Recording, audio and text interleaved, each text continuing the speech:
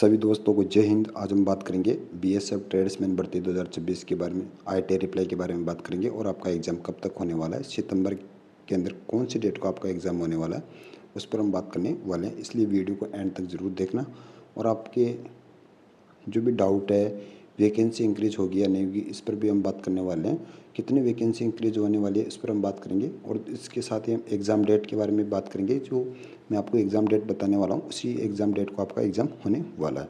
और इसी के साथ हम सेफ स्कोर के बारे में भी बात करेंगे कि इस बार आपको कौन से स्टेट के अंदर कितना आपको सेफ स्कोर लेकर चलना चाहिए, इस पर हम बात करने वाले हैं। आपका रिजल्ट कब तक जारी होगा, सीबीटी एग्ज़ाम कब तक जारी हो सकता है, उस पर भी हम बात करेंगे। और डॉक्यूमेंट्सों के बारे में भी बात करेंगे। जो क्लोजिंग डेट है उसके बाद के आपके डॉक्यूमेंट्स चलेंगे या नहीं चलेंगे, ओबीसी एससी एसटी जितने भी सर्टिफिकेट है या अदरवाइज एक्सपीरियंस सर्टिफिकेट है, उस पर भी हम बात करने वाले हैं कि आपका अनुभव प्रमाण पत्र चलने वाला है या नहीं चलने वाला है, उस पर हम बात करेंगे। और इसी के साथ स्किल टेस्ट के बारे में बात करेंगे कि आपका स्किल टेस्ट किस प्रकार का होने वाला है, कितने कैंडिडेट उसमें पास होते हैं या कितने कैंडिडेट उसमें डिस्क्वालीफाइड होने वाले हैं। इसी के साथ मेडिकल के बारे में भी बात करेंगे कि आपका मेडिकल किस प्रकार का होता है, उस पर हम बात करेंगे। और आपकी फाइनल मेरिट कब तक आ सकती है और आपको फाइनल जॉइनिंग कब तक मिल सकती है, आप इस पर जितने भी आपके डाउट है सभी डाउटों पर हम बात करने वाले हैं। तो इसलिए वीडियो को एंड तक जरूर देखना। अगर वीडियो अच्छा लगे तो लाइक शेयर और कमेंट जरूर करना। तो सबसे पहले तो लाइक तो करना ही करना है। अगर आपके फिर भी कुछ डाउट रह जाते हैं तो मैं कमेंट बॉक्स के अंदर टेलीग्राम का लिंक दे रहा हूँ, तो आप उसमें भी ऐड भी हो सकते हो। और आप कौन से स्टेट से हो वो भी मुझे कमेंट बॉक्स में ज़रूर बताना। और आपके कितने नंबर मॉक टेस्ट में बन रहे हैं वर्तमान में, वो मुझे कैटेगरी के साथ में ज़रूर कमेंट बॉक्स में बताने की कोशिश करना। अब हम बात कर लेते हैं वैकेंसी के बारे में। क्या वैकेंसी इंक्रीज होगी या नहीं होगी, ये सबसे बड़ा डाउट चल रहा है सभी कैंडिडेटों के कि जो ये गृह मंत्रालय के द्वारा राज्यसभा के अंदर एक वैकेंसी का ब्यौरा दिया गया था कि सर हमारे डिपार्टमेंट में इतनी वैकेंसी वर्तमान में वैकेंट चल रही है, क्या एसएसबी या सीआरपीएफ अदरवाइज जितनी भी वैकेंसी हैं उस सभी वैकेंसियों का वैकेंट डाटा है। क्या ऐसा बीएसएफ के अंदर क्या वैकेंसी इंक्रीज होगी, इस पर हम बात कर लेते हैं। तो मैं बता दूं कि टोटल वैकेंसी के बारे में बात करें कि ऑल पोस्ट के अंदर कितनी वैकेंसी वैकेंट है, तो 617318 वैकेंसी भी वर्तमान में ऑल पोस्ट के अंदर वैकेंट है। अगर हम बीएसएफ की बात करें तो बीएसएफ के अंदर कितनी वैकेंसी वैकेंट है, तो 5874 वैकेंसी भी बीएसएफ के अंदर वैकेंट है।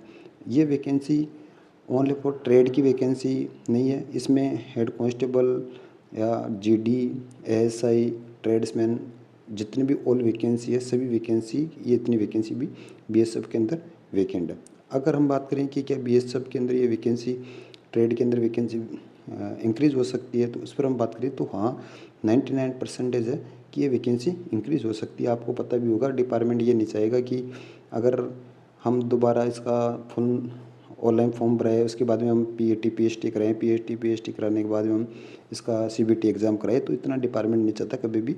ये डिपार्टमेंट वैकेंसी को इंक्रीज ही करता है। अगर कितनी वैकेंसी इंक्रीज हो सकती है तो उस पर हम बात करें तो कम से कम मानकर चले तो 700 से 800 वैकेंसी आपकी इंक्रीज हो सकती है। एक संभावित ये डाटा है कि आपको मानकर चले तो आपकी 4400 से लगाकर 4500 तक आपकी वैकेंसी इंक्रीज होने वाली है। ये कन्फर्म है कि आपकी वैकेंसी इंक्रीज भी हो सकती है।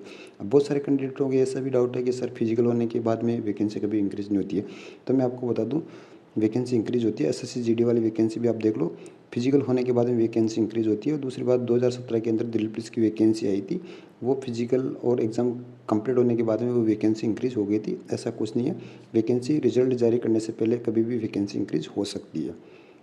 अब हम बात करें कितनी वैकेंसी हो सकती है, तो मैं आपको ऑलरेडी बता भी चुका हूँ कि आपकी वैकेंसी 4500 के लगभग आपकी वैकेंसी इंक्रीज हो सकती है। अब हम बात कर लेते हैं एग्ज़ाम डेट के बारे में कि आपका एग्ज़ाम कब तक होने वाला है, उस पर भी हम बात करने वाले हैं।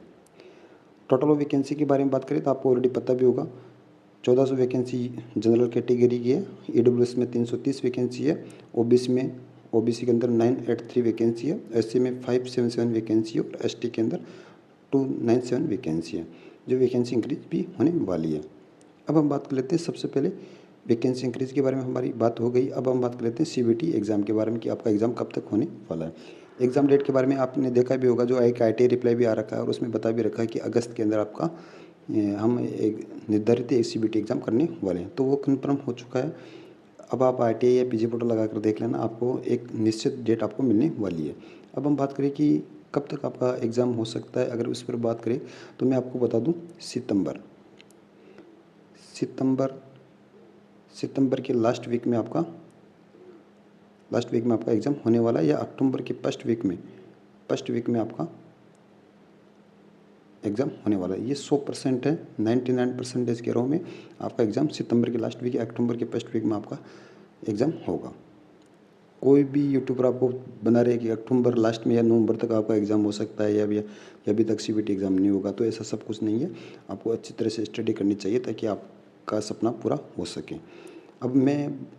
अब हम बात करते हैं सेफ स्कोर के बारे में कि इस बार कितना सेफ स्कोर लेकर आपको चलना चाहिए। तो इस पर हम बात करें तो सेफ स्कोर के बारे में बात करें तो मैं आपको ऑलरेडी बता चुका हूँ, या और बताने की कोशिश कर रहा हूँ। मैं पहले 1-2 वीडियो डाल भी चुका हूँ कि वेस्ट बंगाल, असम, अदरवाइज जो स्टेट है उनकी लगभग मानकर चले तो आपको 30 से 40 तक, आपको अगर आप कितने नंबर बन रहे तो आप बिल्कुल सेफ हो, क्योंकि इसकी बीएसएफ की ट्रेड की वैकेंसी की कट ऑफ मतलब कि और डिस्ट्रिक्ट वाइज लगती है, स्टेट वाइज लगती है, डिस्ट्रिक्ट वाइज नहीं, स्टेट वाइज वैकेंसी की कट ऑफ लगती है। इसलिए इसमें इतनी कट ऑफ का डिफिनेशन आता है। और इसी के साथ हम बात करें राजस्थान या अदरवाइज जो हिंदी प्रदेश देश है उसमें आपको 70 के लगभग आपको नंबर लेकर आने पड़ेंगे। इससे भी ज़्यादा आपको लाने की कोई ज़रूरत नहीं है। अगर 70-75 नंबर आपके अगर इतने नंबर बन रहे तो आप बिल्कुल सेफ हो। और एक मैं जल्दी स्टेट वाइज 2022 के अंदर 23 के अंदर जो वैकेंसी आ रखी थी इसकी कितनी कट ऑफ गई थी उसका भी एक मैं सेफ स्कोर